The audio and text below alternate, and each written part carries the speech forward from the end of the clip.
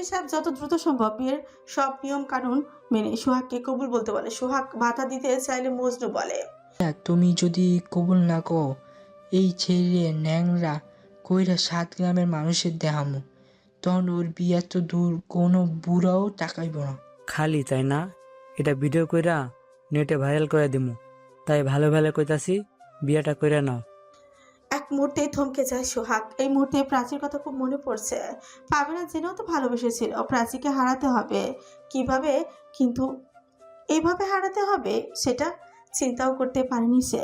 বিধ্বস্ত চোখে ইতির দিকে তাকায়। ইতির চুলগুলো এখনো টিপু ধরে রেখেছে, চোখের হিংস্রতা জানান দিচ্ছে সে কবুল না বলা পর্যন্ত ওরা ওকে ছাড়বে না। অজ্ঞতা ছোট্ট গলায় সোহাগ বলে উঠল, কবুল। আরো দুবার বলতে হবে। কবুল। যার উত্তর ইতি আবারও সেই ফ্যাসফ্যাসে গলায় বলে, আমি মরে যাব, তাও আমার সাদমান ছাড়া দ্বিতীয় কারো নামে আমি কবুল বলবো না। তবে রে কবুল না করলে এই গ্রামের নীতি অনুযায়ী তোর মাথা এখন এই ন্যাড়া করিয়া দিয়া ঘোল ঢালমু।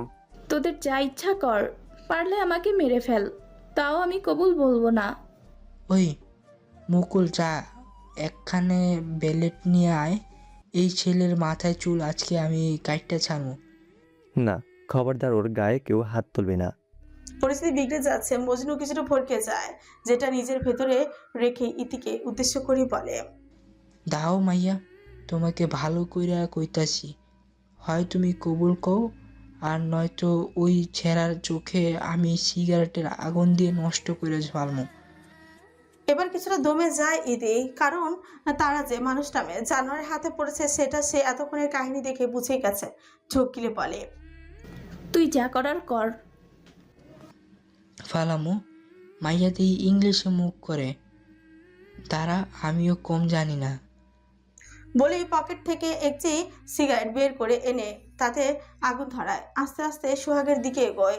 এইবার বাইরে থেকেও দমে যায় ইতি। বজুর এগিয়ে আসা দেখে সোহাগ বলে, যা করার করে নে, কিন্তু একবার যদি হাত ছাড়া পাই, তোর মাথা যদি মাটিতে না ফেলি তো আমিও সোহাগ না। সোহাগের কোনো কথা যেন মজুর কানে যাচ্ছে না। পৈশাচিক হাসিতে এগিয়ে যাচ্ছে সোহাগের দিকে, কিন্তু ইতি এবার সত্যি ভয় পায়। সে আর যাই হোক সোহাগের কোনো ক্ষতি হতে দেখতে পারবে না। মজনু সোহাগের চোখের ভেতর সিগারেটটা যেই ঠুকে দিতে যাবে, পেছন থেকে ইতি চিৎকার দিয়ে বলল, কবুল, প্লিজ সোহাগকে ছেড়ে দাও। বলে মাটিতে লুটিয়ে পড়ে। ইতির কথায় মজনুর হাত থেমে যায়, সেই সাথে সোহাগের ছটফটানি থেমে যায়। অবাক করা চোখ দিয়ে তাকিয়ে বলে, তুই কি করলি এতে? তুই না সাদমানকে ভালোবাসিস? মাটিতে শুয়ে পড়ে বিড়বিড়িয়ে বলে, বাসি তো, কিন্তু কি করব বল, তোর ক্ষতি আমি কিভাবে হতে দিই? আমাদের মিল আল্লাহ তো চাইলো না রে, আমি এক ক্ষুদ্র মানুষ, কী বা করতে পারি? ইতি নেতিয়ে পড়ে শরীর একেবারে মাটির সাথে মিশে যায়। উপস্থিত সবাই বুঝতে পারে না আদৌ মেয়েটা হুঁশে আছে কিনা। টিপু কিছুটা ভয় মিশ্রিত সুরে মজুর দিকে তাকিয়ে বলে, চাচা ছেড়ে দেখি কথা কয় না। ইতির এমন অবস্থা দেখে সোহাগ প্রায় পাগল হয়ে যায়। কি থেকে কি হয়ে গেল মাথাতেই আসছে না। তাকে ধরে রাখা দুজন লোক ততক্ষণে হাত ছেড়ে দিয়েছে। সোহাগ যত দ্রুত এসে ইতির কাছে বসে পড়ে, কোলে মাথাটা তুলে কয়েকবার ঝাঁকি দিয়ে নেয়। ফলে বুঝতে পারে এখনো অজ্ঞান হয়নি, কিন্তু দুর্বল হয়ে গেছে। সোহাগ চিৎকার দিয়ে বলে, শুয়ারের বাচ্চারা, তোদের সবগুলোকে আমি দেখে নেব। এই তো, এ তো, ওঠ না দোস্ত, ওঠ, দেখ কিচ্ছু হয়নি, আমি সব ঠিক করে দেব ভাই।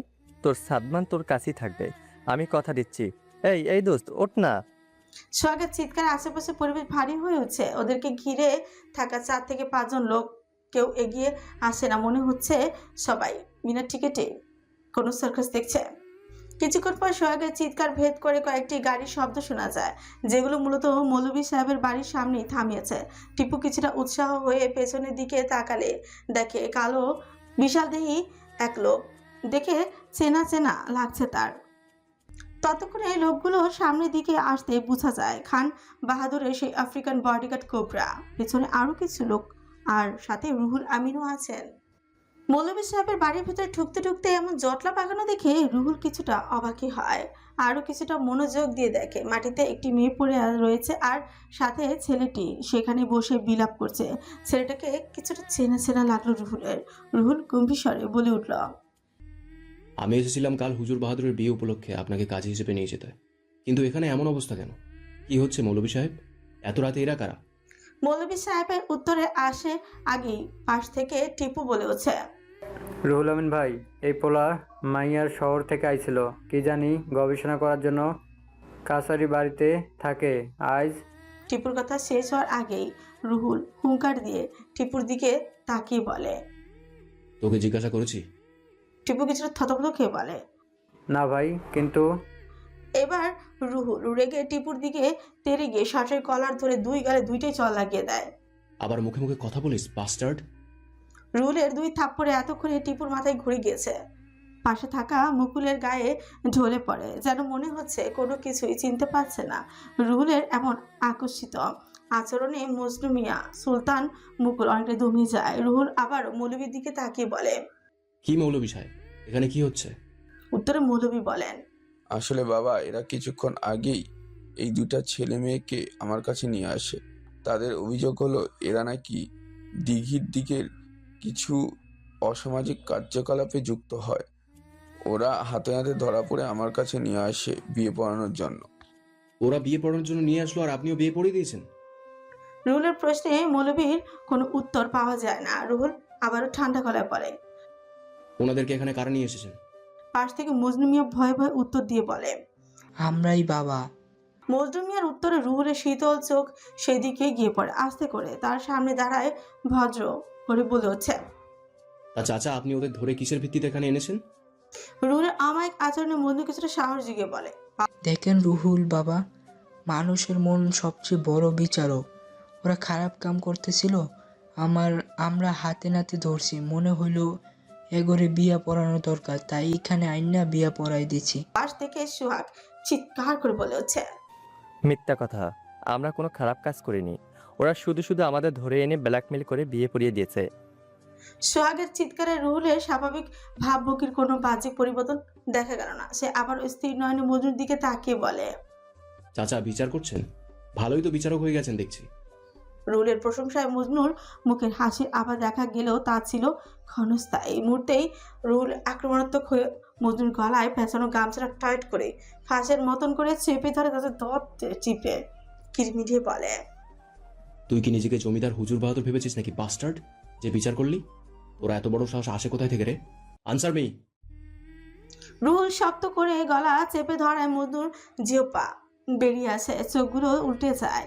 মজনুর এমন অবস্থা দেখে মুকুল, চিপু আর সাথে যারা যারা ছিল সবাই পালাতে গেলে কোবরা সহ বাকি সবাই ধরে ফেলে নেয় ওদের। এতক্ষণে রুহুল মজুর গলা ছেড়ে দেয়। গলা ছাড়া পেয়ে জোরে জোরে শ্বাস নিতে থাকে, যেন একটু আগে সাক্ষাৎ আজরাইলের হাতে পড়েছিল সে। গমগমে সুরে কোবরাকে আদেশ দেয়। ওদেরকে তোরা চিপে তোল, কালকে হুজুর বাহাদুর আসছে, ওদের বিচার হবে। কত বড় সাহস, নিজেরাই বিচার করে। রুহুলের কথা শেষ হতে না হতেই সোহাগ আরো একবার চিৎকার করে রুহুলের দিকে তাকিয়ে বলে। ভাই প্লিজ, আপনি ওকে একটু হসপিটালে নিয়ে যাবেন। ও কোনো রেসপন্স করছে না, প্লিজ হেল্প মি। রুহুল কিছুটা মনোযোগ দিয়ে ইতির দিকে তাকিয়ে দেখে সত্যি মেয়েটার কোনো রেসপন্স নেই। তাই দ্রুত গাড়ি ডেকে ইতিকে আর সোহাগকে হসপিটাল উদ্দেশ্যে পাঠিয়ে দেয়। রাতের আবছা অন্ধকার কেটে যাচ্ছে, জানান দিচ্ছে নতুন সময়ের সূচনা। পাখিরা দিনের মনে নির্ছাড়ার প্রস্তুতি নিচ্ছে। রাস্তার ধারের কাকের ডাকে সকালের অনাবিল সৌন্দর্যে ভাটা পড়ে যাচ্ছে, তবে মৃদুমন্দ বাতাস বয়ে চলেছে সকালের পবিত্র স্নিগ্ধতা নিয়ে।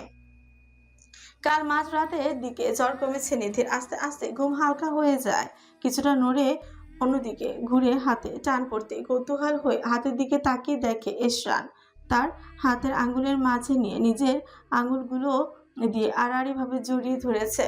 নিজের হাত ছাড়াতে গেলে এশরান ঘুম ঘুম চোখে বলে উঠছে। স্ট্রং লিটল ডল, এমন গেছো বাতুরের মতো লাফাচ্ছ কেন? নিধি আরো একবার নিজের হাতকে ছাড়ানোর ব্যর্থ চেষ্টা করে বলে উঠছে। আমার হাত ছাড়ুন। আর আপনি এখানে কেন? আপনার না অন্য জায়গায় থাকার কথা ছিল? উত্তরে ঘুম ঘুম ভয়েসে আবারও বলে উঠছে। কি জানি কই থাকার কথা ছিল, মনে পড়ছে না। হাত ছাড়ুন আমার। না ছাড়লে কি করবে? চিৎকার দেব। আসো তাহলে চিৎকার করার কাজটা শুরু করে দিই। আমি দেখি কার জোর বেশি, তোমার গলার নাকি আমার শরীরের। মানে কি? আপনি এত ঠোঁট কাটা কেন নষ্ট জমিদার? এত কথা বলে কেন বৌরানী? চুপচাপ ঘুমাও। আসো তো। বলে নিধিকে নিজের কাছে টেনে নিয়ে শক্ত করে জড়িয়ে ধরে বলে, মাত্রই ঘুমালাম, এখন উঠে যেয়ে মুড নষ্ট করবা না তো? এখন ঘুমাচ্ছেন মানে? সারা রাত কি মাটি কেটেছেন নাকি যে ঘুমানোর সময় পাননি? এশানের কোনো উত্তর পায় না নিধি। এদিকে এত জোরে জড়িয়ে ধরায় নিজেকে ছাড়ানোর জন্য অন্যভাবে চেষ্টা চালিয়ে যাচ্ছে, কিন্তু কিছুতেই কাজ না হয় বিরক্ত হয়ে এশানের কাঁধে জোরে কামড় বসিয়ে দেয়। নিধির এমন আকস্মিক আক্রমণে এশান চোখ খুলে তাকায়, ছোট দুষ্ট হাসি নিয়ে বলে, চলো আজকে আমরা কামড়ে খেলি, দেখি কে পারে। যেটা শুনে নিধি ফরকে যায়। না, এগুলো কোন ধরনের কথা? তাহলে চুপচাপ শুয়ে থাকো, আমি ঘুম থেকে না ওঠা পর্যন্ত কোথাও যাওয়া চলবে না। আর যদি কোথাও যাওয়ার চেষ্টা করো তাহলে সেদিন রাতের লাভ বাইটের কথা মনে আছে তো? সেদিন রাতের কাহিনী আস্তে আস্তে মনে পড়তে লাগলো নিধির। সে খুব ভালো করে জানে এই লোকটা বদ্ধ উন্মাদ, এই ভালো এই খারাপ, তাই এখান থেকে বের হওয়ার আগে পর্যন্ত ওনার মতো করে চলতে হবে তাকে। এসব ভেবে নিধি আবারও বলে, কি সব নষ্ট চিন্তা আপনার? চুপ করে ঘুমান, আমি আছি। আপনি চুপ করে থাকবেন বৌরানী, ঘাড় তেরামো করলে জায়গা মতো অ্যাকশন হবে। গ্রীষ্মের সকালটা নেমে আসে নরম সোনালি আলো নিয়ে। আম গাছের ফাঁক দিয়ে সূর্যের কিরণ পড়ছে দিঘি জলে। সেখানে ভেসে বেড়ায় দু একটা হাঁস। পাখির কুজানি ঘুম ভেঙেছে গ্রামের। হালকা কুয়াশা যেন এখনো সকালে শরীর ছুঁয়ে আছে। বাহাদুরগঞ্জ আজ খুশিতে মেতেছে। দূরে কৃষ্ণচূড়া গাছের লাল রংটাও আজ বলে দিচ্ছে নতুন সময় সূচনা। প্রাসাদের পুকুর ঘাটে কাকে কলস নিয়ে জলে নামে কয়েকজন নারী। হাসি ঠাট্টার শব্দে চারপাশটা যেন প্রাণ ফিরে পায়। আজ এশরান আর আভার বিয়ে। নিজ কামরায় পালঙ্কের উপরে বসে সকল গহনার বাক্স সাজিয়েছেন মুর্শিদা। পাশেই মেয়ে নূরজাহান, প্রভা আর আভা বসে বসে সবকিছু মনোযোগ দিয়ে দেখছে। মোজাইক বাঁধানো মেঝেতে 3টে বড় বড় লোহার সিন্দুকের মধ্যে থেকে একটি খোলা হয়েছে। সেখান থেকে সকল গহনা নিয়ে নাতনি আভাকে দেখাচ্ছে। সেখানে সোনা, রূপা, হিরে, মণি, মুক্তার নাম না জানা কত শত অলংকার যে রয়েছে তার হিসেব নেই। এই সবের ভেতর থেকে একটা মোটা জড়োয়ার হার হাতে নিয়ে আভার উদ্দেশ্যেই বলেন, বুঝলি আবার রানী, এটা হলো নবকণ্ঠহার। এটা একমাত্র এ বাড়ির বড় রানীরাই পড়তে পারে। আজকে পর থেকে এটার মূল্য মালিক তুই হয়ে যাবি। নানি যান, এটাকে নবরত্ন কেন বলে? কারণ এতে 9টি রত্ন বসানো, তাই এটি নবরত্ন। পাশ থেকে হেসে উত্তর দেয় আভা। বাব্বা, আমার নাতনি দেখছি সব জানে। মুর্শিদার কথা আভা কিছুটা লাজুক হেসে আবার বলে, নানি যান, ওটা দিন না, একটু গলায় করে দেখি কেমন লাগে আমাকে। বলেই মুর্শিদার হাত থেকে হাতটি নিতে গেলে মুর্শিদা সেটি সরিয়ে নিয়ে হাসতে হাসতে বলে, বড্ড তারা দেখছি। এটা পড়ার সময় এখনো তোর হয়নি। এটা শুধুমাত্র বৌরানীর পড়াই অধিকার আছে। তাতে কি মা, দাও না একটু পড়ুক, আর কিছুক্ষণ পরেই এটা তো ওর একেবারে হয়ে যাবে। এখন পড়লে কি সমস্যা? না, এটা হয় না। যখন পড়ার সময় আসবে তখন ঠিকই পড়তে পারবে। মুর্শিদার কথা আভা কিছুটা কষ্ট পেয়ে বলে, তাহলে নানি যান, আপনি এটা পড়ুন, দেখি এটা গলায় দিলে কেমন লাগে। আবার আবদারে কিছুটা দমে যায়। হাতে রাখা হারটি নকশা খোদাই করা কাঠের বক্সে সযত্নে রাখতে রাখতে বলে, এটার মালকিন আমি না আভা রানী, যে আসল মালকিন সে এখন চিরনিদ্রায় সহিত আছে। মায়ের কথা তীব্র ব্যথার গন্ধ পায় নূরজাহান খান। মলিন মুখে মায়ের দিকে তাকিয়ে বলেন, তুমি আসল মালকিন মা, কারণ এই সব কিছু তোমার থেকে এসেছে। তাই এই নবরত্ন হারের যদি এখনো কোনো আসল মালকিন থাকে তাহলে সেটি তুমি। নূরজাহান খান আর নানিজানের কথার আগামাথা কিছুই বুঝতে পারে না আভা আর প্রভা। আবার চোখে শত প্রশ্ন খেলা করলেও প্রকাশ করার সাহস হয় না। কিন্তু প্রভা তো সারা জীবনই উচ্চ।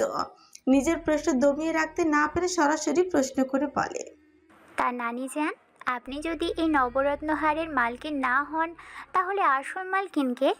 ছোট মেয়ে এমন দুঃসাহসিক প্রশ্নে খেপে যান যেন নূরজাহান খান ধমক দিয়ে বলে, বেশি পাকা হয়ে গেছো তাই না? সব কিছু জানার এত আগ্রহ কেন তোমার? একটা চড় দিয়ে গাল লাল করে দেব তোমার, বুঝেছো? মায়ের এমন রাগী কথার মানে খুঁজে পায় না। বকুনি খেয়ে কাঁদতে কাঁদতে এক দৌড়ে কামরা ছেড়ে চলে যায় প্রভা। প্রভাকে এভাবে চলে যেতে দেখে মুর্শিদা মেয়েকে বকা দিয়ে বলে, আহা, এভাবে মেয়েটাকে কেন বললি বলতো?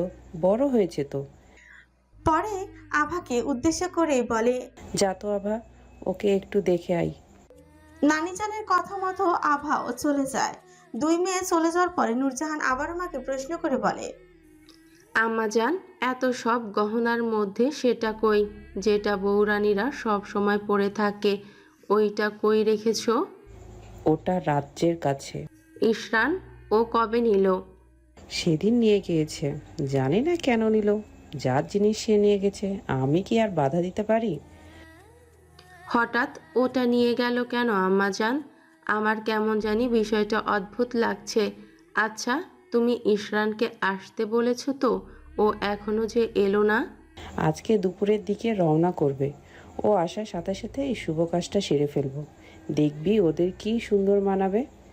মায়ের কথা স্বস্তির হাসি রেখা বয়ে যায় নূরজাহানের মুখে। হাসতে হাসতে গহনার দিকে তাকিয়ে বলে, নাও মা, এই পাহাড় সমান গহনা পরার মালকিন তাহলে পেয়েই গেলে। তার বলতে, এই যা, কত বেলা হয়ে গেল বলতো? বিয়ের সব কাজ এখনো বাদ আছে। ব্যস্ত সেরে তাগাদা দিয়ে আবারও মুর্শিদা বলে উঠছে, এগুলো সব নিয়ে ঠিক করে গুছিয়ে রেখে চল। চল, ওই দিকটায় সব কিছু ঠিক করে রাখতে হবে, দেরি করা যাবে না। মায়ের তাগাদায় নূরজাহানও সায় দিল। সব গহনাগুলো পুনরায় বক্সের মধ্যে রাখতে রাখতে বলল, হ্যাঁ আম্মাজান, তাড়াতাড়ি করতে হবে। রাজ্য কখন আসবে তার তো কোনো ঠিক নেই। ওয়াশরুম থেকে পানির শব্দ ভেসে আসছে। হয়তো এশরান শাওয়ার নিয়েছে। এশরান ওয়াশরুমে যাওয়ার পরে নিধি ছাড়া পায়। কিছুটা সময় রুমে ভালো করে চোখ বুলিয়ে হঠাৎই দেখতে অনেকগুলো শপিং ব্যাগ চোখে পড়ে তার। কৌতূহলবশত সেগুলো খুলতেই অবাক হয়ে যায়। একে একে সবগুলো শপিং ব্যাগ ওপেন করে দেখে। কয়েক রকমের শাড়ি, তার সাথে ম্যাচিং করা ব্লাউজ, কিছু 3 পিস, 1 পিস, আরেকটা শপিং ব্যাগে সুন্দর সুন্দর চুড়িদার, যেগুলো দেখে নিধি মনে মনে খুশিতে একটা চাপা চিলানি দিয়ে উঠে। সে কখন থেকে এই ওভারসাইজ টি শার্টটা পরে আর প্যান্টও পরে রয়েছে তার হিসেবে নেই। পুরো বিরক্তিকর অনুভূতি। এতদিন পর নিজের পছন্দ মতো ড্রেস পেয়ে খুশিতে চোখ চিকচিক করে উঠেছে তার। সবগুলো ড্রেস বের করে নিয়ে দেখছে কোনটা পরবে। একটা মেরুন চুড়িদার হাতে নিয়ে ঠিক করে এটাই পরবে। চুড়িদারটা ঝাঁকি দিয়ে ছাড়াতেই ছোট কাপড়ের মতন কিছু একটা কোলের মধ্যে এসে পড়লো। কৌতূহলবশত জিনিসটা হাতে ধরতে একটা ঝটকা খেলো, দাঁতে দাঁত চেপে কিরমিরিয়ে বিড়বিড় করে বলতে লাগলো, তুই আসলেই নষ্ট জমিদার। ড্রেস এনেছিস ভালো কথা, আবার পণ্ডিতি করে এইগুলো আনতে হবে কেন? তাও আবার ঠিক আমার সাইজের। হায় হায়, এই নষ্ট জমিদার এত কিছু জানলো কি করে? ছি, বেয়াদব লোক। লজ্জায় নিধির কান লাল হয়ে যাচ্ছে। শেষে কিনা এগুলো কি ওনার আনতে হয়? যাই হোক, ভালোই হয়েছে। এগুলো চেঞ্জ করে নিতে হবে, তাড়াতাড়ি করতে হবে। কখন না কখন এই জমিদারের বাচ্চা রুমে আসবে তার ঠিক নেই বলে এক টানে টি শার্টটা খুলে চুড়িদারটাই পরে নেয়। দ্রুত সবকিছু পরে নিলেও শেষে একটা জিনিসে বিরক্ত হয়েছে নিধি। কিছুতেই পেছনের চেইন আটকাতে পারছে না। সে কখন থেকে চেষ্টা করে যাচ্ছে, কিন্তু সেটা হয়ে উঠছে না। হঠাৎই পিছে কারো ভেজা হাতের ছোঁয়ায় সে কেঁপে উঠছে। ড্রেসিং টেবিলের আয়নার দিকে তাকিয়ে পেছনে ঈশ্বরকে দাঁড়িয়ে থাকতে দেখে পরনে বাথরুম আর মাথায় ভেজা চুল, যা থেকে এখনো পানি গড়িয়ে পড়ছে। নিধির পিঠে উন্মুক্ত জায়গায় এশরানি ভেজা হাত দিয়ে চেনটা আটকে দেয়। পরে ঘাড়ে চুমু খেয়ে আয়নার দিকে নিধির দিকে তাকিয়ে বলে, বাহ, এনারটা তো ঠিক লেগেছে। যাক, আমার আইডিয়াটা ভুল ছিল না।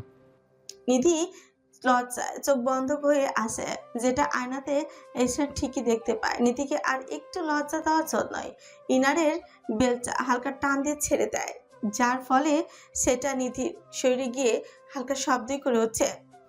মুখ থেকে বেরিয়ে আসে চ শব্দে বিরক্তিকর আওয়াজ। মৃদু ব্যথার নিজের পিঠ বাঁকিয়ে নেয় নিধি। এবার সত্যি সত্যি রেগে এশরানের দিকে ঘুরে যায়, বুকে ধাক্কা দিয়ে বলে, আপনি আসলেই নষ্ট জমিদার। ছি, নিজেরই তো লজ্জা করে। আপনার মতো এমন বেহায়ার সাথে এই কয়দিন ধরে আছি আমি।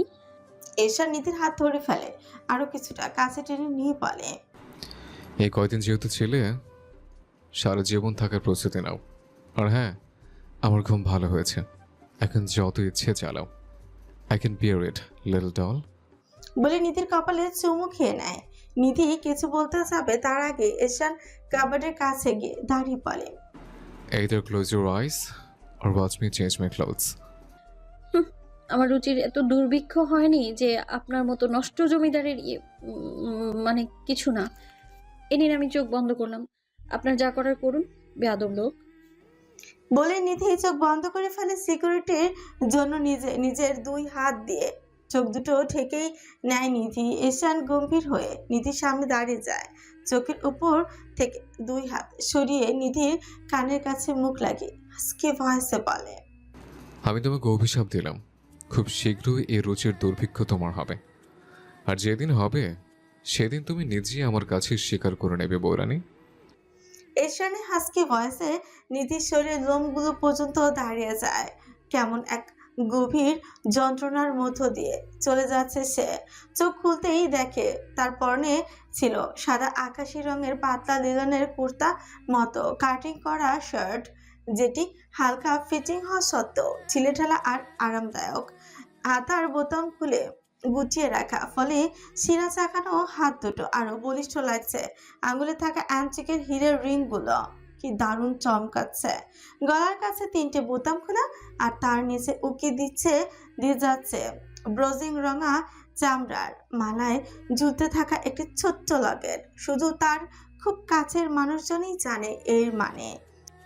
নিচে পড়েছে পাতলা হালকা বাদামি রঙের কটনের ট্রাউজার, হালকা স্ট্রেট কাট, যাতে গ্রীষ্মের গরমে চলাফেরা সহজ হয়। তবুও কোথাও একটা জমিদারি সুলভ জোরলোভ ভাব লেগেই আছে যেন। নিধি কিছুটা এশানের থেকে দূরে গিয়ে বলে, আমি বাসায় যাব, রেখে আসুন। আপনার হুকুম আমার জন্য সবচেয়ে গুরুত্বপূর্ণ বৌরানী। বলে রাজকীয়ভাবে হাত ছাড়িয়ে মাথা নিচু করে নিল। নিধি মুখ ঘুরিয়ে নিল, যা মোটেও এশানের নজর এড়িয়ে যায়নি।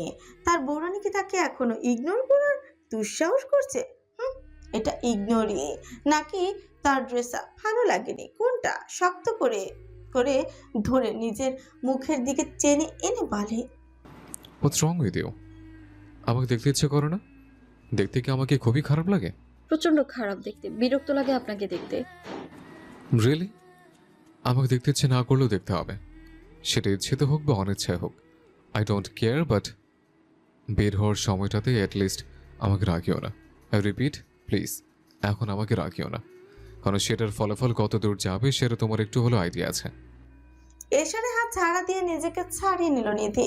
ড্রেসিং টেবিলের সামনে বসে চুলে চিরুনি করতে করতে বলে হচ্ছে, আমাকে সবসময় এভাবে ছোবেন না, বিরক্ত লাগে আমার। নিধির খোঁচানো কথা এশানের রাগ হলো, নিজেকে কন্ট্রোল করার চেষ্টায় আছে। কারণ আজকে অন্তত সে কোনো প্রকারে জোর জবরদস্তি করতে চায় না। চুপচাপ দাঁড়িয়ে থেকে চিরুনি করা দেখে। এদিকে আনমনে চুলগুলো সেট করছে নিধি। হঠাৎ ড্রেসিং টেবিলের ওপরে একটা কালো ব্যাগ রাখার শব্দে চমকে হচ্ছে। বিরক্তির সাথে সেদিকে তাকিয়ে বলে, প্রবলেম কি আপনার? এভাবে ভূতের মতো চলাফেরা কেন করছেন? এশান নিধির কথা শুনেও না শোনার মতো চুপচাপ শপিং ব্যাগ থেকে একটা ব্ল্যাক ডায়মন্ডের প্লাটিনাম চেন বের করে গলায় পরি দিতে নিতে নিধি প্রতিবাদ করে। ফলে এশান জোরে থমক দিয়ে বলে, আমার জেদ সম্পর্কে তোমার কোনো আইডিয়াই নেই, থাকলে আমার সাথে এরকম প্রতিবাদ করার দুঃসাহস দেখাতে না। কিছুটা সময় নিয়ে আবার বলে হচ্ছে, নওশন কি এটা শেখায়নি? নওশন কি এটা শেখায়নি জমিদারদের ওপরে জেদ করতে নেই? নিধি এবার চুপসে যায়, কারণ এশান যেভাবে ধমক দিতে পারে সেটা ধারণা তো ছিল না। ভয়ে হাতগুলো কেমন যেন কাঁপাকাঁপি করছে। খুব কাঁদতে ইচ্ছে হচ্ছে, কিন্তু কাঁদতে গেলেও যদি এই রোগ বলে বসে তার অনুমতি ছাড়া কাঁদা বারণ, তখন এশান চুপচাপ নিধির গলায় চেনটি পরিয়ে দেয়। নিজের হাতের কনিষ্ঠ আঙুল থেকে ব্ল্যাক ডায়মন্ডের ওভাল শেপের একটি রিং নিধির হাতের অনামিকা আঙুলে পরিয়ে দিয়ে চুমু খেয়ে নেয়। আবিসি চোখে নিধির দিকে তাকিয়ে বলে, তোমার মনে একমাত্র আমারই রাজত্ব চলবে। শুধু মন না, এই লিটল ডলের শরীরেও একমাত্র আমারই বিচরণ হবে, কারণ তোমার সবকিছুর মালিকানা একমাত্র আমি, আর তার চিহ্ন স্বরূপ আমি এটা পড়িয়ে দিলাম। ওটা কখনো খোলো না বউ। কথাগুলো যেন নিধির মন ছুঁয়ে গেল। কেন যেন এর বিরুদ্ধে প্রতিবাদ করতে ইচ্ছে হচ্ছে না, যেন হিপনোটাইজ হয়ে গেছে। মানুষটা আসলেও এতটাও খারাপ না যতটা সে ভেবেছিল। হয়তো ভালো করে কথা বললে সবটা শুনবে। দোষটা তো তার নিজেরই। দেখা হওয়ার পর থেকে এখন পর্যন্ত একটা সেকেন্ডের জন্য ভালো করে কথা বলেনি নিধি। তার জন্যই তো এত কিছু হয়ে গেল। ছোট একটা নিঃশ্বাস টানলো, ইসরানের দিকে তাকে স্বাভাবিক হয়ে বলে উঠছে, আমাকে বাসায় নিয়ে আসুন জমিদার সাহেব, আমার এখানে ভালো লাগছে না। নো প্রবলেম লিটল ডল, আমরা এখন জোহরা প্রাসাদে যাব, ওখানে ভালো লাগবে। আবার সেই জোড়া প্রাসাদ? না, সে কখনোই ওই দিকটায় যাবে না। রাগ হলেও নিজেকে কন্ট্রোল করে আবারও বলে হচ্ছে, আমি ওখানে যাব না জমিদার সাহেব। That's your property. যেখানে আমি এই বিয়েটাই মানি না, সেখানে ওটাকে শ্বশুরবাড়ি ভাবাটা বোকামো নয় কি? রাগে এরশান নিজের হাতের মুঠো পাকিয়ে এনে তাতে দাঁত কিরমিরিয়ে বলে, মন চাচ্ছে এখন সব অধিকার খাটিয়ে সেদিনের অর্ধেক বাসরটা সেরে ফেলে, কিন্তু তোমার উপরে জোর করতে চাচ্ছি না। So do not cross your limit. এখানে লিমিট ক্রস করা কি দেখলেন? আমি জাস্ট বিয়েটা মানি না আর মানবো না। তোমাদের এই 19-20-এর বাচ্চাদের প্রবলেমটা কি? এত বেশি কেন বুঝতে চাও? বয়স নিয়ে কথা তোলায় নিধির কেমন যেন ইগোতেই লেগে গেল। তাই চাপা ক্ষোভে এরশানের দিকে তাকিয়ে বলে হচ্ছে, জীবনে আর কিছুই চাই বা না চাই, আপনার মতো সুগার ড্যাডিকে কখনোই চাইনি আমি। নিধির কথাতে এরশান কিছুটা বাঁকা হেসে গাঢ় কাত করে নিল। চোখগুলো কেমন যেন লাল হয়ে গেছে তার। শান্ত হুমকির সুরে বলে হচ্ছে, যেদিন তোমার এই ছোট্ট শরীরটায় মত্ত হব, সেদিন হারে হারে টের পাবে সুগার ড্যাডি বলাটা কতখানি ভুল ছিল। আপনার কথা এত জঘন্য কেন? ছি। তোমার কাছে থেকে আমার ক্যারেক্টার সার্টিফিকেট নিতে আসেনি। চুপচাপ কথা না বলে আমার সাথে চলো। আমি যাব না। কি করবি তুই? নিধির মুখে তুই তুকারি ভাষা শোনায় এবার সত্যি সত্যি এরশানের রাগ উঠে গেল। নিধির গলা চেপে ধরে বলে উঠছে, আমার সাথে এইভাবে কথা বলার সাহস হয় কিভাবে? এটাই লাস্ট। আর কখনো যদি এইভাবে কথা বলো, জাস্ট ঘাট ধাক্কা দিয়ে বের করে দেবো। তো দিন না, আমি তো চাই বের হতে। আপনার মতো বিষ রক্তের সাথে কে থাকতে চায়? জানোয়ার একটা। সবটা শেষ করে থেমে গেল নিধি। এরশান বিরক্তিতে চোখ মুখ খিচে রইল কিছুক্ষণ। নিধি কোনো সারা শব্দ না পেয়ে উঠে যেতে একটা শক্ত হাতের চর নিজের কোমল গালে অনুভব করলো। কেমন যেন সবটা ঝাপসা লাগছে। মাথাটা ছিমি আসতে টুল থেকে পড়ে যেতেই লাগলো। এরপর আর কিছু অনুভব হলো না। নিধি পড়ে যেতে এরশান এক হাত দিয়ে ধরে ফেলে নিধির গোলাপি হয়ে যাওয়া ঠোঁট জোড়াতে নিজের আঙুলগুলো বুলিয়ে নিয়ে ফিচের হাসি দিয়ে বলে, কথায় কথায় তো সেন্স হারো কেন? জমিদার আশ্রয় নীল জোড়া প্রাসাদে আজ জনরব অনেক বেশি। মূল কারণ হিসেবে জমিদার এরশান খানের বিয়ে। বহু বছর পর বাহাদুরগঞ্জের মানুষ এই প্রাসাদে আসার সুযোগ পেয়েছে। নতুন প্রজন্মের ছেলেপেলেরা তো এতদিন এলাকার বয়স্কদের কাছ থেকে প্রাসাদের বর্ণনা শুনেছে। আজ তা নিজেদের চোখে দেখা সৌভাগ্য হলো। সবাই কেমন যেন সম্মোহন হয়ে সবটা দেখছে। জোড়া প্রাসাদের 3 পাশে দেখি এর একটাই প্রবেশদ্বার। মূল প্রাসাদের সামনে বিশাল বড় বাগান, যার ডান দিকটায় ফাঁকা ময়দান, তার সাথে হাতি আর ঘোড়ার আস্তাবল, আর অন্য দিকটায় বিশাল সিঁড়ি বাঁধানো পুকুর, যার কিনারা দিয়ে আম, জাম, কাঁঠাল, লিচু, তাল, খেজুর, আকন্দ, শতমূলী সহ আরো নানান ফলজ ও ভেষজ গাছ রয়েছে। পুকুর পেরলে বিশাল দেহী শতবর্ষীয় গাছের দেখা পাওয়া যায়, যেখানে রেঞ্চি থেকে শুরু করে লাল চন্দনের মতো বিরল প্রজাতির উদ্ভিদের দেখা পাওয়া যাবে। গাছগুলোর বয়স হয়ে যাওয়ায় এখানকার পরিবেশে কেমন যেন একটা ভৌতিক হয়ে গেছে। আরো একটু হাঁটলে বড় কাঁটাতারের বেড়া, যেখানে জং ধরা ধাতব সাইনবোর্ডে লেখা, এখানে জনসাধারণ প্রবেশ নিষেধ। কাঁটাতারের বেড়ার ভেতর থেকে হঠাৎই গুটি কয়েক জার্মান শেফার্ড জাতের কুকুরের ভয়ঙ্কর আওয়াজ ভেসে আসে। ফলে আশেপাশে শুনশান পরিবেশটাও কেমন যেন একটা ভৌতিক অনুভব ছড়িয়ে দিল। কাঁটাতারের এই প্রান্তে থাকা ছেলে পেলে কিছুটা ভয় পিছিয়ে যায়। হঠাৎই কয়েকটা অত্যাধুনিক অস্ত্রধারী বডিগার্ড তাদের দিকে তেড়ে আসে। ওদের ভেতর থেকে একজন বলে উঠছে, এখানে কেন এসেছেন? ভেতরে যান। সঙ্গে সঙ্গে ছেলেগুলো ফেরার পথ ধরে, কারণ সেদিন পুলিশের অফিসারের কলিজা বের করার ঘটনা তাদের কারোরই অজানা নয়। আর এখন এসব নিষিদ্ধ জায়গায় এলে তার পরিণাম যে মোটেও ভালো হবে না। এইসব ভেবে ছেলেগুলো সেখান থেকে খেঁচে পড়ে। সকাল থেকে প্রভা ব্যস্ত। একটু আগেই পার্লারের মেয়েগুলো এসেছে। এইদিকে চমচম মুখ ফুলে বসে আছে। তার কথা হলো সে নিজ হাতে আভাকে সাজাবে, কিন্তু আভা মোটেও তাতে রাজি হয়নি। দোতলার পূর্ব দিকের বড় কামরাটায় আভাকে সাজানো হচ্ছে। আপাতত মেকআপ আর চুল সেট করা হচ্ছে, এরপরেই শাড়ি পরানো হবে। পালঙ্কের উপরে একটা কাঠের বক্সে সোনা রূপার নকশা করা। বক্সের ভেতর একটা শাড়ি, লাল মসলিন শাড়ি, সেখানে সোনা আর সাদা হিরে খচিত লতানো ডিজাইন। প্রতিটি ফুলের ভেতরে বিরল সবুজ পান্না বসানো। এটা মূলত একটা বিশেষ শাড়ি, যা একমাত্র বৌরানী একবারই পরতে পারে, তাও বিয়ের পরে বাসর রাতে। জমিদার বাড়ির 100 বছরের পুরনো এই বিশেষ শাড়িটির বয়স আনুমানিক 300 বছরের পুরনো বয়স হলেও এটা জৌরসী প্রথম দিনের মতোই রয়েছে। সাজের মাঝে আপা শাড়িটিকে কিছুক্ষণ পরপর দেখে যাচ্ছে, ফলে পার্লারের মেয়েদের কাছে বিঘ্ন ঘটায়। একটা মেয়ে বলেই বসে, আপু প্লিজ নড়াচড়া করবেন না, এটা সাজ নষ্ট হয়ে যাবে। আবাকে আপু বলায় কিছুটা রেগেই যায়। পাশে এই গরম হওয়া হেয়ার স্ট্রেটনারটি মেয়েটির হাতে চেপে ধরে বলে, হাউ ডেয়ার ইউ, আমাকে আপু বলার সাহস হয় কিভাবে? সাথে সাথে মেয়েটি ব্যথায় কথায় চিৎকার করে ওঠে। আশেপাশে পার্লারের মেয়েগুলো ভয় জড়সড় হয়ে যায়। প্রভা দ্রুত পায় এসে আবার হাত থেকে মেয়েটিকে ছাড়িয়ে নেয়। কিছু রেগে বলে, পাগল হয়ে গেছিস আপা, এমনটা কেউ করে? আবার সেদিকটিকে গুরুত্ব না দিয়ে নিজের হাতে নেল পলিশ লাগাতে লাগাতে বলে, তোর এত দয়া দেখানোর কি হলো? এটাকে বাইরে নিয়ে যা। যত সব ফালতু মেয়েরা কই থেকে আসে। প্রভা আর কিছু বলে না, কারণ সে জানে এতে লাভ হবে না। মেয়েটাকে নিয়ে বাইরে চলে যায়।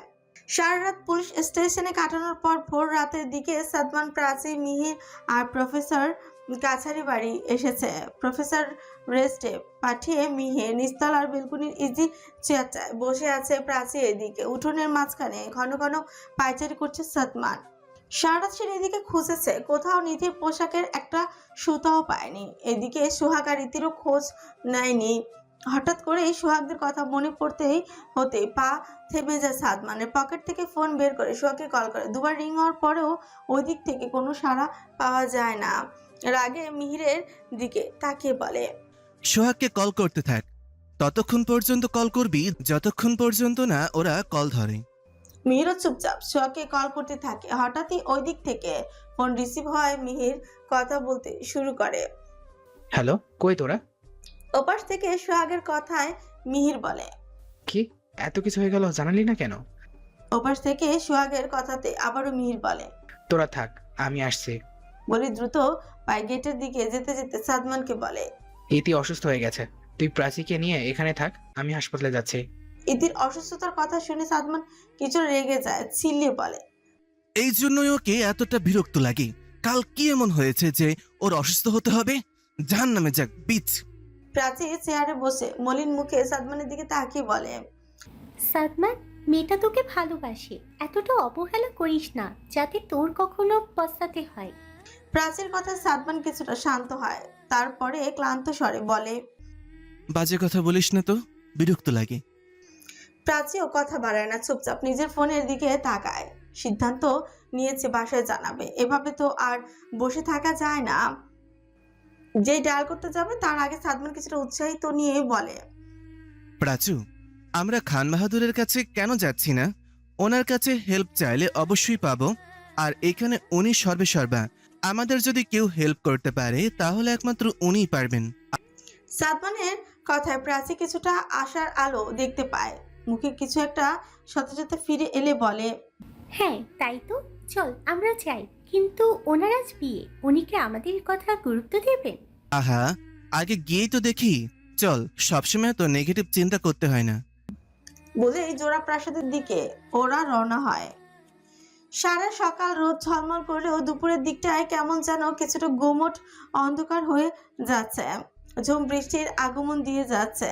শীতল বাতাসে সব পরিবেশ শান্ত হয়ে গেছে। কাছারি বাড়ি থেকে জোড়া প্রাসাদের দিকে পা চালাচ্ছে প্রাচী আর সাদমান। দুজনের চোখেই আশার আলো। হঠাৎ করে প্রাচীর ফোন বেজে ওঠে।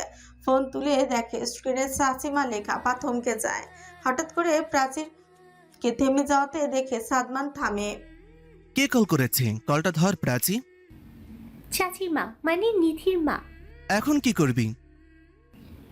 হ্যাঁ বাঁচলাম।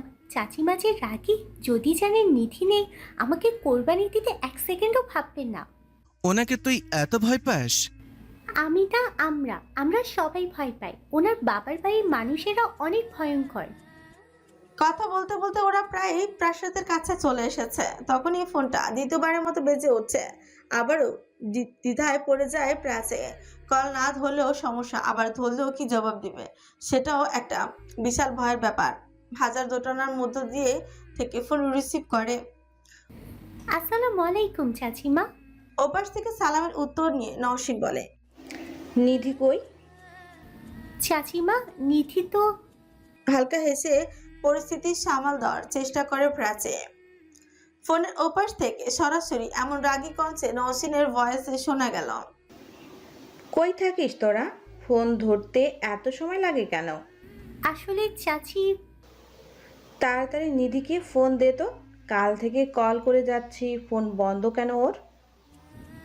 চার্জ নেই তো, তার জন্য এমনটা হয়েছে। ওর কাছে দে তো, কথা আছে। চাচিমা নিধি তো একটু দূরে, ওর কাছে গেলে কলটা ধরিয়ে দেব। ঠিক আছে, তোরা ফিরবি কবে? এত দিন লাগে কেন? আর কয়দিন থাকবি? নিধিকে পাঠিয়ে দে। নওশিনের এমন একটানা জেরা করায় প্রাচী অনেকটা নার্ভাস হয়ে যায়। কিছুটা তুতলিয়ে বলে, আচ্ছা চাচিমা রাখছি, নিধি আসলে কলটা ধরিয়ে দেব। বলে প্রাচী কল কেটে দেয়। কিরে, উনি কি বললেন? সাদমানের প্রশ্নে ধ্যান ফিরে প্রাচীর। নিধিকে চাই। এখন আমি নিধিকে কই পাবো? চল, এত প্যানিক করিস না। ভেতরে গেলেই একটা না একটা উপায় পেয়ে যাবি। ওরা দুজনেই ভেতরে চলে যায়। বিশাল হলরুমে জনসমাগম। খান বাহাদুরকে কোথায় পাবে সেটাও সে জানে না ওরা। হঠাৎ প্রভার দেখা পায়। প্রাচী প্রভাকে ডাকে। প্রভা তখন পার্লারের মেয়েটির হাতে বরফ লাগাতে ব্যস্ত। প্রাচী ডাকে, প্রভা ফিরে তাকায়, দেখে প্রাচী আর সাদমান দাঁড়িয়ে আছে। দুজনকে কেমন যেন চিন্তিত লাগছে। চমচমের হাতে বরফ ধরিয়ে দিয়ে বলে, চমচম, তুমি মেয়েটাকে দেখো, আমি আসছি। বলে প্রাচী আর সাদমানের দিকে যায়। প্রভা ভারী লেহেঙ্গা 2 হাতে দিয়ে হালকা উঁচিয়ে প্রাচী আর সাদমানের সামনে দাঁড়ায়। স্বভাব সুলভ হাসি খুশি মেজাজের প্রাচীর দিকে তাকিয়ে বলে, আরে প্রাচী আপু যে, তোমরা আগে কেন এলে না? এখন আসার সময় হলো। শেষের কথা কিছুটা অভিমানী সুরে বলল প্রভা। প্রভার কোনো প্রশ্নের জবাব না দিয়েই হাত কচলিয়ে নেয় প্রাচী। কিছুটা আমতা আমতা করে বলে, অ্যাকচুয়ালি আমি বিশাল সমস্যায় পড়ে গেছি। প্রভা আমাকে একটু হেল্প করবে? কি হয়েছে প্রাচী আপু, তুমি ঠিক আছো? আমাকে বলো, আমি দেখছি কি করা যায়। প্রাচী কিছুটা সাদমানের দিকে তাকিয়ে নেয়, আবারও প্রভার দিকে তাকিয়ে বলে, একটু বাইরে যাবে? আসলে এখানে এভাবে। প্রভা বিষয়টাকে সিরিয়াসলি নিল। বুঝতে পারলো প্রাচী একটু প্রাইভেট স্পেস যাচ্ছে। কাছে যে আশ্বস্ত করেই বলে উঠল, নো প্রবলেম আপু, আমরা ওই দিকটায় যাই, ওখানে কথা বলার স্পেস আছে। সাদমান আর প্রাচী ওর কথায় সায় দিল। প্রভা ওদের দুজনকে নিয়ে বাগানের পরে যে পুকুরটা আছে সেটার ঘাটে গিয়ে বসে। প্রভা অনেকটা মিশুকে হয়ে প্রাচীর হাত ধরে বলে হচ্ছে, আসলে এসেছিলাম খান বাহাদুরের কাছে, উনি যদি কোনো হেল্প করতে পারেন তো। প্রভার ম্যাচুরিটি দেখে ওরা দুজনেই কিছুটা আশ্বস্ত হলো। কিছুক্ষণ পর চুপ থেকে প্রাচী বলা শুরু করলো, এখন বলো আপু, তখন যেন কি বলতে চেয়েছিলে, এখন আমাকে বলতে পারো। আসলে হয়েছে কি, নিধি মানে আমার কাজিন, ওকে নিয়ে এসেছিলাম। তো সেদিন বৈশাখী মেলায় আর নিধি ওরা দুজন ঘুরতে গিয়েছিল, কিন্তু হঠাৎ করে মেলার ভেতর সার ঢুকে পড়ায় নিধির ভয়ে কোথায় যেন দৌড়তে। তারপর থেকে আমরা আর ওকে খুঁজে পাচ্ছি না। পরে ও নিজে অন্য নাম্বার দিয়ে কল করে জানায় ও নাকি একটা বান্ধবীর বাসায় গেছে। আমিও নিশ্চিত হই। পরদিন আবার ওকে কল করলে ওর ফোন সুইচ অফ পায়। পরে ওর ফ্রেন্ডদের কল করলে তারা বলে নিধি নাকি সেখানে যায়নি। এখন আমি কি করব প্রভা? এদিকে বাড়ির সবাই জানে নিধি আমার সাথে এতদিন ধরে নিখোঁজ। আমি কিভাবে বাসায় জানাবো? পাশ থেকে সাদমান বলে হচ্ছে, তাছাড়া রাতে আমরা তন্ন তন্ন করে খুঁজেছি, থানায় জিডি করে আসা হয়েছে, কিন্তু মনে তো হচ্ছে না কোনো সুফল পাওয়া যাবে। সাদমানের কথা শেষ হতে প্রাচী আবারও বলে, সব আমার দোষ। সেদিন যদি নিধিকে আমি সাদমানের সাথে যেতে না দিতাম তাহলেও হারিয়ে যেত না, আর এত কিছু ঘটেও যেত না। সাদমান কিছুটা অবাক হয়ে বলে, নেই মানে আজ না ওনার বিয়ে? হ্যাঁ বিয়ে, কিন্তু ভাইজান আসবেন দুপুরের পর। আর এখন মনে হয় না ভাইজান এ বিষয়ে সময় দিতে পারবেন। বুঝতেই তো পারছো প্রাচী আপু, আজ আপার সাথে ওনার বিয়ে। প্রভার উত্তরে প্রাচী আশা ভরা মুখটা চুপসে যায়। সাদমানও হতাশ হয়ে যায়, যা দেখে প্রভা নিজেরও খারাপ লাগে। হঠাৎই চোখে পড়ে বিপরীত পাশে দাঁড়িয়ে থাকা রুহুলের দিকে। কার সাথে যেন কথা বলছেন। রুহুলকে দেখে প্রভার চোখ চিকচিক করে উঠছে। আনন্দে প্রাচীর হাত ধরে বলে, ইউ রে, ভাইজান নেই তো কি হয়েছে?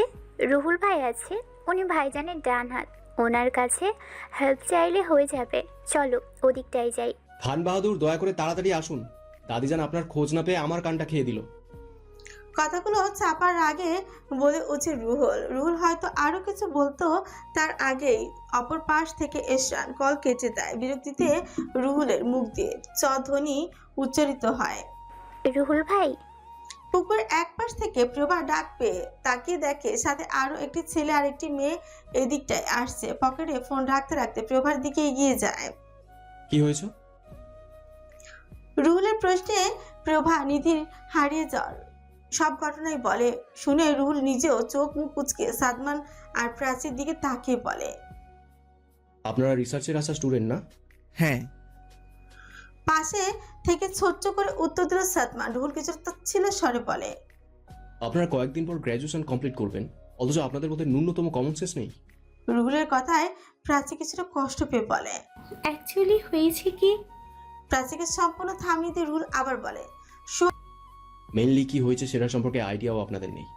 আপনার দুজন ফ্রেন্ড সোহাগ আর ইতি, ওরা কোথায় জানেন আপনারা? সোহাগ আর ইতির কথা তোলায় সাদমান কিছুটা বিরক্ত হয়ে বলে, ব্রো প্লিজ, আমরা নিধিকে নিয়ে কথা বলতে এসেছি। সাদমানের প্রতি উত্তরে রুহুল আবারও বলে, হাউ ফুল! আপনাদের মধ্যে কোনো ম্যাচুরিটি নেই। কাল রাতে আপনাদের দুই ফ্রেন্ড দিঘির ধারে বসেছিল। এলাকার কিছু মানুষ তাদের দেখে ভেবে নিয়েছিল ওরা গার্লফ্রেন্ড বয়ফ্রেন্ড, তাই দুজনকে ধরে নিয়ে বিয়ে দিয়েছে। আপনাদের ফ্রেন্ড ইতি এখন হসপিটালে। আবার এদিকে নিধি নামের মেয়েটা নিখোঁজ। নিখোঁজের এতদিন পর আপনারা এসেছেন হেল্প চাইতে। ওয়াও! ইতি আর সোহাগের বিয়ে হয়ে গেছে শুনে প্রাচীর সাদমানের মাথা যেন আকাশ ভেঙে পড়ে। এসব কি শুনছে ওরা? একটার পর একটা থাকা খেয়ে যাচ্ছে। মাথায় হাত দিয়ে পুকুরের ঘাটে বসে পড়ে প্রাচী। কান্না করতে করতে বলে, সব আমার দোষ। সেদিন যদি নিধিকে আমি সাদমানের সাথে যেতে না দিতাম তাহলেও হারিয়ে যেত না, আর এত কিছু ঘটেও যেত না। নিজেকে দোষারোপ করা বন্ধ কর প্রাচী, এখানে তোর কি দোষ? প্রাচীর মাথায় হাত রেখে সাদমান কথাগুলো বলে। এই মুহূর্তে সাদমানের নিজেকে খুব অপরাধী মনে হচ্ছে। কাল রাতে নিধিকে নিয়ে বেশি টেনশনে থাকায় ওভার রিয়েক্ট করে ফেলেছিল। একদিকে নিধি নিখোঁজ, আরেকদিকে ইতি আর সোহাগের বিয়ে হয়ে গেছে। এই সবগুলোর হিসাব মিলাতে যে সাদমান নিজেও খেয়াল হারিয়ে ফেলেছে। রুহুল পাঞ্জাবির হাতা গোটাতে গোটাতে ওদের বলে, এনিওয়ে, আমি দেখছি কি করা যায়। বলেই পাশে ওদের পাশ কাটিয়ে চলে যায়। এশানে গাড়ি ব্যস্ততম নগরী ঢাকা ছাড়িয়েছে সেই কখন। এই তো আর কয়েক কিলোমিটার, তারপরেই জেলা টাঙ্গাইল ছেড়ে উত্তরবঙ্গের প্রবেশদ্বারে যমুনা সেতু পাবে। ড্রাইভ করতে করতে নিধির দিকে তাকিয়ে আছে। সেই সকাল থেকে থাপ্পড় খেয়ে যে সেন্স হারিয়েছে নিধি, তারপরে এশার ইচ্ছে করে ওকে আর জাগায়নি। সারা রাস্তা এরকমই বেহুশের মতো হয়ে পড়ে আছে। কিন্তু এবার সত্যি সত্যি তার বৌরানীকে জাগাতে ইচ্ছে হচ্ছে এশরানের। বোতল থেকে কিছুটা পানি নিয়ে চোখে ছিটিয়ে দেয়। পানির বিন্দু বিন্দু ছোঁয়াতে নিধির চোখ পিটপিট করে উঠছে। হালকা সেন্স আসে তার। কিছুটা সময় এশরানের দিকে তাকিয়ে নেয়। আশপাশটার পরিবেশ কিছুই বুঝতে পারছে না, কারণ জ্ঞান হারাবার আগে সে ছিল এশরানের রুমে, আর এখন গাড়িতে। আশেপাশে কি সবটা যে বুঝতে মিনিট খানিক সময় লাগলো তার। এশানের দিকে তাকিয়ে দেখে এক মনে গাড়ি চালিয়ে যাচ্ছে, এমন ভাব করে আছে যেন কোনো কিছু হয়নি। এশান সামনের দিকে ড্রাইভ করতে করতে নিধির উদ্দেশ্যেই বলে, প্রচন্ড মাথা ব্যথা হচ্ছে নিধির। এশানের কথা যেন যে ধরতে চাইলই না, চুপচাপ শুয়ে রইল। যেটা এশানে হজমই হলো না, তাই দুষ্টুমি করি বলে, are you so weak little doll? এতটুকুতেই কেমন ঝিমিয়ে পড়েছ? রোমান্সের সময় তো তোমাকে টেলিস্কোপ দিয়ে খুঁজতে হবে। চুপ করুন তো, আমার পায়ে কেমন যেন ঝিঝি ধরে আসছে। বলে আবারও সিটের সাথে মাথা হেলিয়ে শিপার নিধি গাড়িটাকে অটো ড্রাইভিং মুডে রেখে নিধির পা দুটো আলতো করে কোলে নিয়ে নেয়। তবে তাতে নিধির কোনো প্রতিবাদ পায় না এহসান। পায়ের পাতায় আলতো হাতে ম্যাসাজ করতে করতেই বলে, হয়তো ঠিকমতো বসতে পারোনি, ফলে সাময়িক সময়ের জন্য রক্ত চলাচল বিঘ্ন ঘটেছিল, তাই এমন লাগছে। ডোন্ট ওয়ারি, ঠিক হয়ে যাবে। বলেই নিজের কোলে পা দুটো নিয়ে আবারও ড্রাইভিংয়ে মনোযোগ দেয় এহসান। আবার পরনে লাল লেহেঙ্গা, যা সোনার কারু কাজ করা। মুর্শিদা আর নূরজাহান নিজেদের পছন্দের লেহেঙ্গার ডিজাইন থেকে শুরু করে কাপড় বাছাই সবকিছু করেছেন। আবার মুখে কৃত্রিমতার ভারী সাজ, মাথা থেকে পা পর্যন্ত গহনার আভিজাত্যে আবার রূপ যেন দ্বিগুণ হয়ে এসেছে। বিশাল পালঙ্কের উপরে বসে আছে আভা, আলতো হাতে সেই মসলিন শাড়িটি দেখছে। রীতি অনুযায়ী আজ বাসর রাতে তাকে এটি পরানো হবে। হঠাৎ নিচে থেকে সাউন্ড বক্সে মিউজিকের আওয়াজে পেল সে। উৎসুক হয়ে বাইরে বের হয়ে আসে। নিচের দিকে তাকিয়ে দেখে প্রভা আর চমচম একযোগে নাচ শুরু করেছে। বড় কাঠে সিংহাসনে নেয় চেয়ারে বসে আছে মুর্শিদা, আর তার পাশের চেয়ারে বসে আছে নূরজাহান। দুজনেই হাততালি দিয়ে প্রভা আর চমচমকে উৎসাহ দিচ্ছে। কতদিন পর মাকে এভাবে হাসতে দেখছি আভা, আজ আবারও দেখছে হাসতে। সেই খুশিতে আবাও খুশি। পাশ থেকে কেউ জড়িয়ে দাঁড়ায়, সেদিকে তাকিয়ে নিজের বাবাকে দেখতে পেল সে। তার মুখেও যেন খুশি উপচে পড়ছে। দুই বাবা মেয়ে একে অপরকে জড়িয়ে ধরে নিচের দিকে তাকে প্রভা আর চমচমে নৃত্য দেখে যাচ্ছে। ডোলারে ডোলারে গানের তালে তালে প্রভা কোমর দুলিয়ে নাচা শুরু করে। সেই সাথে তালে দিয়ে নাচ তোলে চমচম। প্রথম দিকে চমচমের নাচ দেখে কিছু অতিথি মুখ টিপে হেসে ওঠে। কেউ কেউ তো আবার বলে বসে হিজড়া তো নাচের আগে আগে থাকবে, যেটা নূরজাহানের কানে পৌঁছালে সেদিকে রক্তচক্ষু হয়ে তাকায়। নূরজাহানের এমন অগ্নি দৃষ্টি দেখে তারাও তৎক্ষণাৎই চুপ করেই থাকে, কারণ নূরজাহানের রাগ সম্পর্কে সবারই মোটামুটি ধারণা আছে। সবাই আবার নাচের দিকে মনোযোগ দেয়। শত মানুষের করতালিতে যেন পুরো পরিবেশটা আরো মাতাল হয়ে আসে। কিছুক্ষণ পরে প্রভা সাহস করে মা নূরজাহানকে টেনে নিয়ে যায়। প্রথম দিকে নূরজাহান আপত্তি করলে মুর্শিদা পেছন থেকে হালকা ধাক্কা দিয়ে এগিয়ে দেয়। ফলে নূরজাহানও উৎসুক হয়ে কোমরের শাড়ির আঁচল গুজে সবার সাথে নাচের তাল মেলায়। ওপর থেকে মায়ের নাচ দেখে আবার কিছুটা অবাক হয়। বাবার দিকে তাকিয়ে বলে, আমাজান নাচ জানো তো? মেয়েকে জড়িয়ে ধরে বোরহান সাহেব বলে হচ্ছেন, তোর আম্মাজানের নাচ দেখে প্রেমে পড়েছিলাম। দুই বাবা মেয়ে খুশিতে হেসে উঠে আবার নিচের দিকে মনোযোগ দেয়। হঠাৎ করেই হলরুমে প্রধান দরজার সামনে ঘোষবাবু চিৎকার করে বলে, থামো তোমরা, গান বাজনা থামাও। হুজুর বাহাদুর এসেছেন, বাহাদুরের গঞ্জে রাস্তা ধরেছেন, আর কিছুক্ষণের মধ্যে উনি প্রাসাদে পৌঁছে যাবেন।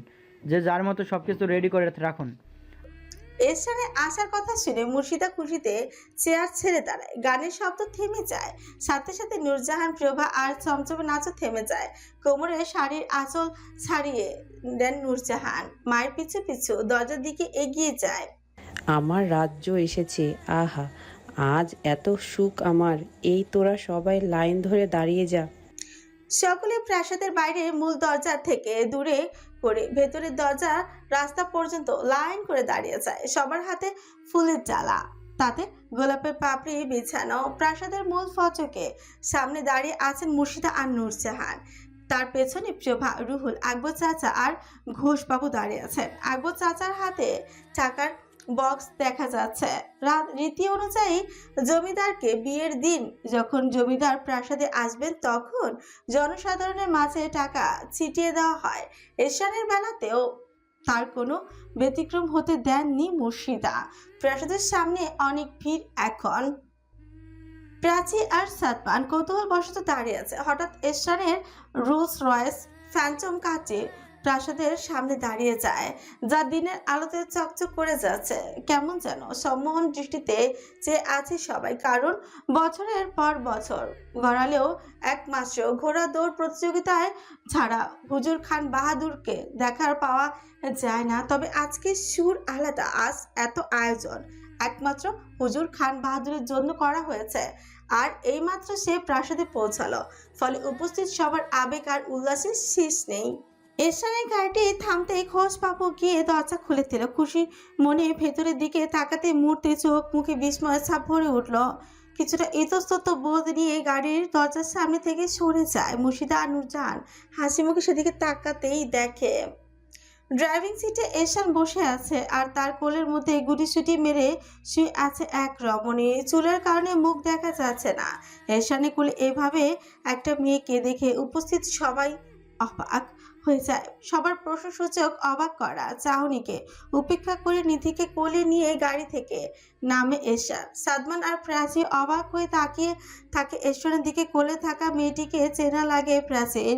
তখনই হালকা বাতাসে নিধির মুখের চুলের সামনের চুলগুলো উড়ে যায়। মুহূর্তেই বৈদ্যুতিকের ঝটকায় খায় উপস্থিত সবাই। এদিকে সব কিছু দেখেও প্রাসাদের রীতি অনুযায়ী আকবর চাচা হাতে থাকা টাকাগুলো জনসাধারণের মাঝে ছিটিয়ে দেওয়া শুরু করতে উপস্থিত সবাই হইচই করতে করতে মাটিতে থাকা টাকাগুলো কুড়োতে শুরু করে। এত শব্দে এরশানের রাগে পুনরায় পিছনের দিকে ঘুরে যায়। গাড়ির উপরে একটা থাবা বসিয়ে গর্জন করে বলে, স্টপ। যার শব্দে প্রতিটি মানুষ চুপ করে যায়। এরশান রাগে চোখে ছোচে আঙ্গুল ঠেকিয়ে বলে, ডোন্ট শাউট। কারো একটু একটু শব্দে যদি আমার বৌরানের ঘুম ভেঙে যায় তাহলে আই সোয়ার সবগুলোর কলিজা আমি তারি পাল্লে ওজন করবো।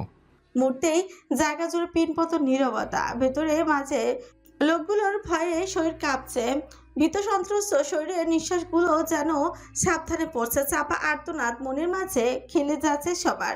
এরশানের বলা বৌরানী কথাটার মানে সাদমান বা প্রাচী বুঝতে পারল না। তবে খান বাহাদুরের কোলে নিশ্চিন্তে ঘুমিয়ে থাকা নিধিকে দেখে এতটুকু তো বুঝতে বাকি নেই যে এই দুদিন নিধির জীবনের বড়সড় পরিবর্তন হয়েছে। সাদমানের মাথা থেকে যেন সবকিছু লকি হয়ে গেছে। আশেপাশের পরিবেশের কিছুই যেন তার মাথায় ঢুকছে না। ওরা দুজনই চুপচাপ হয়ে সবটা দেখে যাচ্ছে।